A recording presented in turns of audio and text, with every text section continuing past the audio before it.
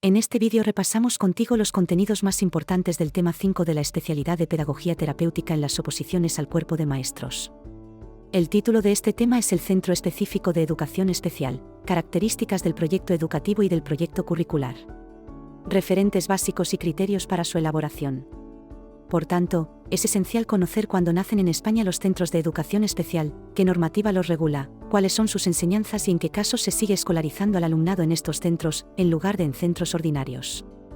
Especialmente en este tema es importante resaltar en la introducción el enfoque inclusivo de la LOMLOE y el compromiso de nuestro sistema educativo con la Agenda 2030 y los Objetivos de Desarrollo Sostenible, en concreto, el ODS número 4, una educación de calidad e inclusiva.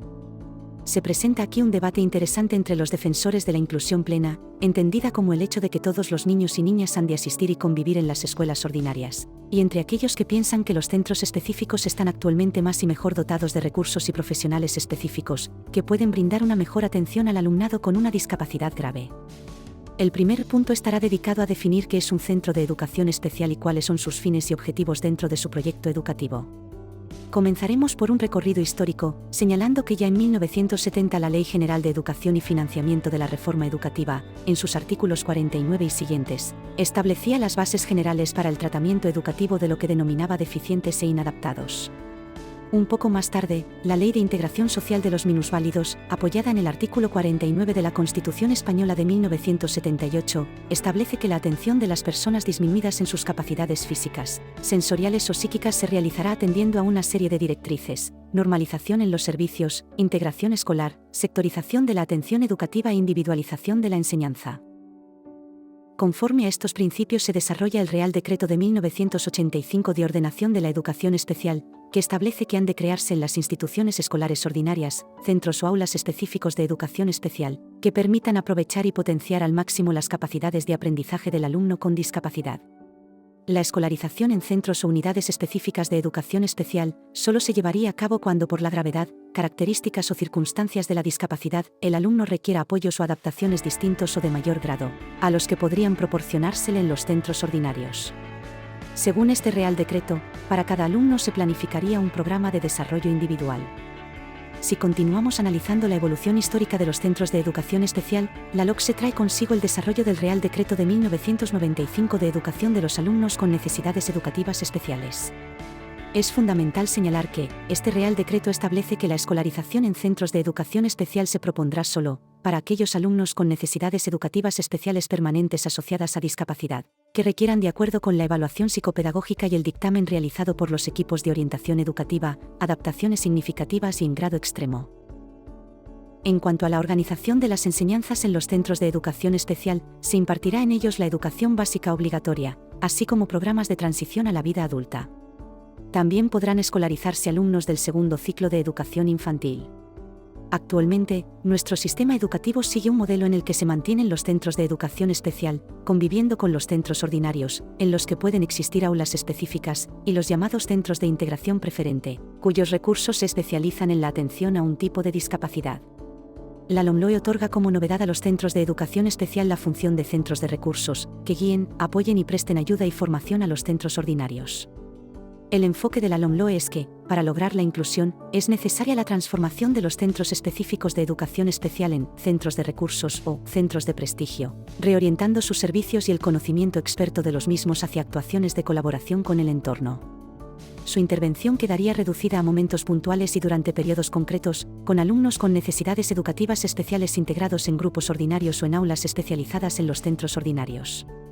También ofrecería a estos alumnos de los centros ordinarios una atención directa y especializada en recursos específicos como logopedia, fisioterapia, etc., mediante una experiencia de escolarización combinada. Aunque esta transformación hacia centros de recursos parece una meta clara de la LOMLOE, la realidad es que actualmente los centros de educación especial siguen escolarizando al alumnado que por su gravedad no puede ser atendido en centros ordinarios y sus enseñanzas se organizan atendiendo a los siguientes criterios. La escolarización en centros de educación especial podrá extenderse hasta los 21 años. Si bien el dictamen de escolarización lo realizan los equipos de orientación, la familia debe ser prescriptivamente oída en la toma de decisiones. En cada comunidad autónoma se publican diferentes reglamentos de organización y funcionamiento de los centros de educación especial, por lo que debes consultarlo para obtener información más específica. No obstante, a grandes rasgos, podemos decir que la educación especial está dirigida al alumnado que requiere apoyos permanentes y de gran intensidad difícilmente disponibles en centros ordinarios y que, la escolarización del alumnado en un centro de educación especial estará sujeta a un seguimiento continuado, con el fin de garantizar su carácter revisable y reversible y favorecer, siempre que sea posible, el acceso a modalidades de escolarización ordinarias. En la mayoría de comunidades las enseñanzas se organizan en torno a un periodo de formación básica de carácter obligatorio que se corresponde con la educación primaria y la educación secundaria obligatoria, y en un periodo de formación para la transición a la vida adulta y laboral. En la Comunidad de Madrid, por ejemplo, este periodo se denomina talleres formativos. La escolarización en el segundo ciclo de educación infantil en estos centros es extraordinaria. En cuanto a la enseñanza básica obligatoria, en la Comunidad de Madrid las áreas en las que se dividen estas enseñanzas son autoconciencia y autonomía personal, conocimiento y relación con el entorno y comunicación y expresión. La etapa de talleres formativos se divide en ámbitos de experiencia, ámbito personal, social y laboral y profesional. En el caso de Andalucía, las áreas que conforman el periodo de educación básica se denominan conocimiento corporal y construcción de la identidad, conocimiento y participación en el medio físico y social y comunicación y lenguaje. Debes consultar el decreto o orden que regule la educación especial en tu comunidad autónoma.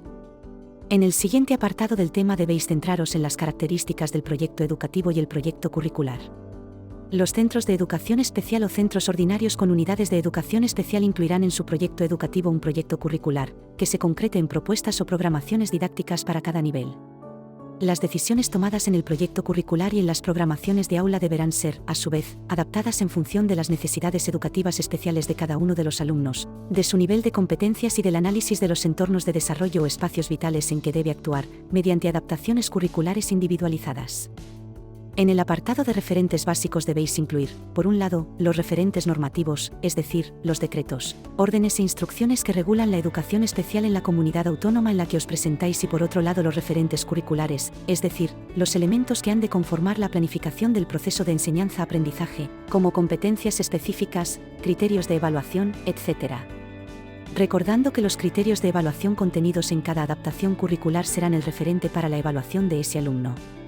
Esperamos que este vídeo te haya sido de ayuda y aunque este tema concreto se basa en gran medida en normativa autonómica y no podemos extendernos en explicar al completo la de cada comunidad, puedes utilizar la información del vídeo para asegurarte de que abordas todos los apartados necesarios sobre los centros de educación especial.